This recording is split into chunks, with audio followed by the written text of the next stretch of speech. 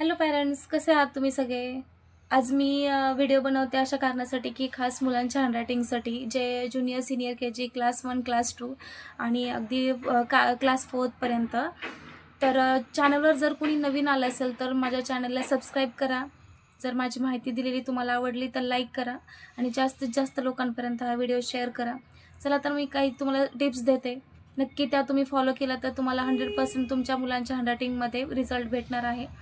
तर फर्स्ट मी तुम्हाला हे सांगेन की जे आपले मराठीमधले जे स्वर आणि व्यंजन ह्या ज्या 2 गोष्टी आहेत त्याची प्रॉपर मुलांना ओळख करून देणं गरजेचं आहे.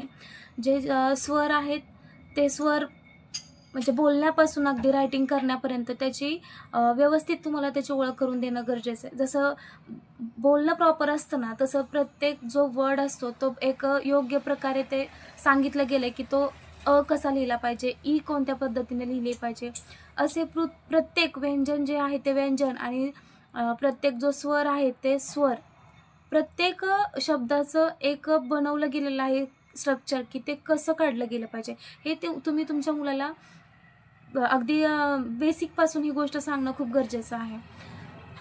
आता झालं बोलणं झालं आणि रायटिंग करणं झालं. ह्या 2 गोष्टी तुम्ही त्याला शिकवल्यानंतर ना, नेक्स्ट थिंग तुम्हाला हे करायची की एक वर्डमध्ये तर तुम्ही शिकवलं, स्वर व्यंजन शिकवलं. सेकंड तुम्हाला 2 वर्डमध्ये लेटर द्यायच्यात, नंतर 3 वर्ड्समध्ये लेटर द्यायच्यात आणि नंतर 4, नंतर 5 असे इथंपर्यंत तुम्ही त्यांना वर्ड लिहून दिल्यानंतरनं प्रत्येक त्यांचा वर्ड चेक करायचा की त्यांनी व्यवस्थित लिहिला का.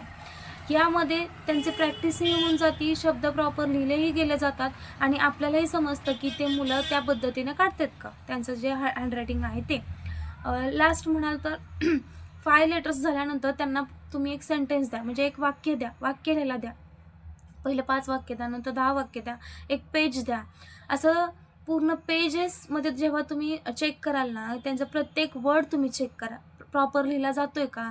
2 वर्डमध्ये डिस्टन्स प्रॉपर आहे का? जर वर्ड लिहिला आहे थोडक्यात आपण हा जो वर्ड लिहिलेला आहे, या वर्डमध्ये सगळ्या वर्डचं जी हाईट आहे ती बरोबर आहे का? सगळ्या वर्डमध्ये डिस्टन्स प्रॉपर आहे का? हे चेक करणं खूप गरजेचं आहे.